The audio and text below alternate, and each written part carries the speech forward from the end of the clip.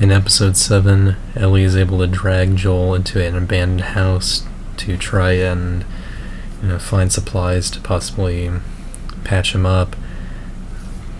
In the meantime, pressing down on his wound with some cloth. But Joel is persistent in, wanting her to leave and go back to Tommy, feeling that it's over for him. But Ellie, persists herself and goes upstairs to look for stuff. And she starts thinking back to, I believe, what was probably a year ago, where she's, at her sort of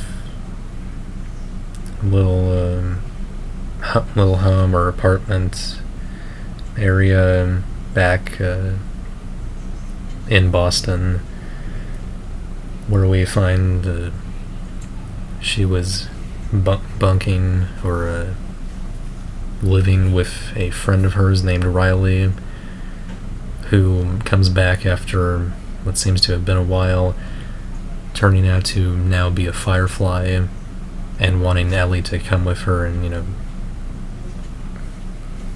do kid stuff, rebellious stuff, sneaking out at night. And after a bit of convincing, Ellie decides to go with her despite not caring about the fireflies or any possible, change of heart she can make her have.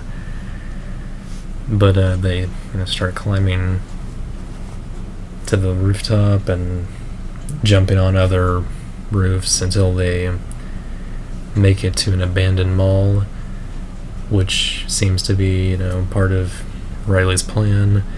And they go inside, and after a bit, she's able to get the power on and says that she was wanting to, share this for a while, and had even, checked the whole thing out to make sure, everything's fine and almost everything works. And she shares with her what she calls the 4 wonders of the mall, and they basically have, a nice friend hangout time, checking out all the stores, like also the food court section, where she gifts Ellie a pun book, and they start reading some jokes and laughing about it. And then they go to the arcade, where they play Mortal Kombat 2, which was a poster on the wall of Ellie's bedroom earlier in the episode. And then a bit later,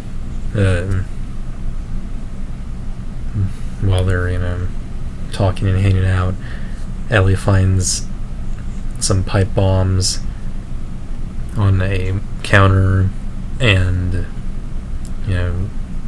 is not too happy to see them, knowing that that's all tied to the fireflies, even though Riley was trying to convince her that they're not really terrorists as they're usually set out to be.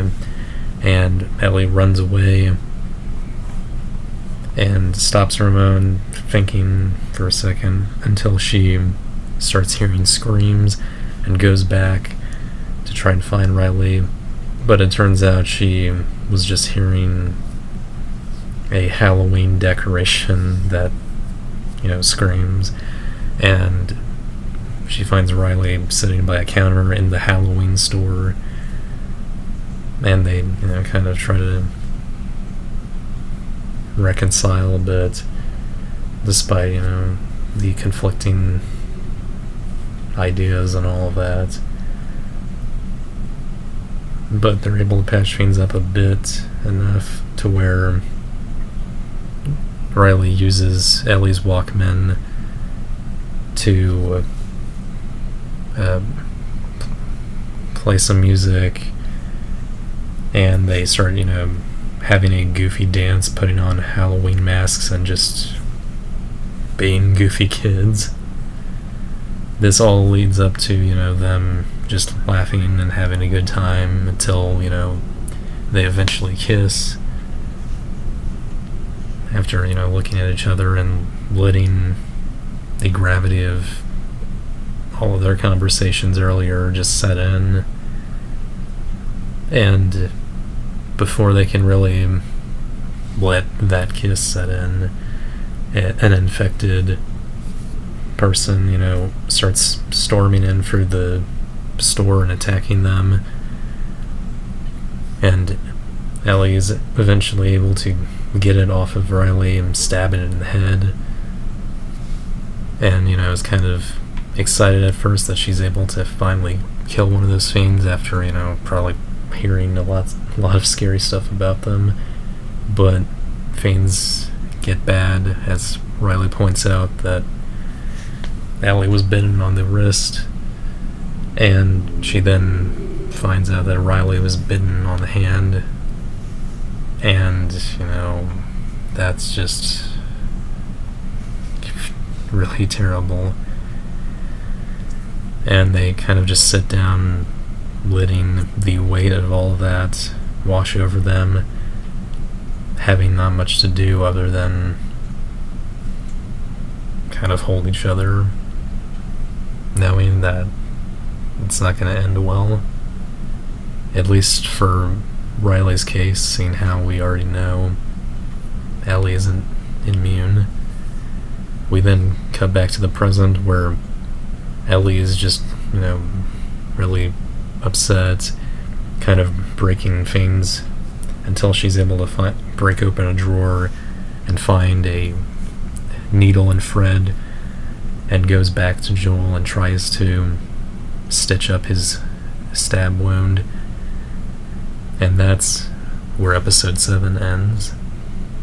I'd say this is another good episode, like many of them. It's pretty basic compared to the other ones. It's like very simple in plot and structure.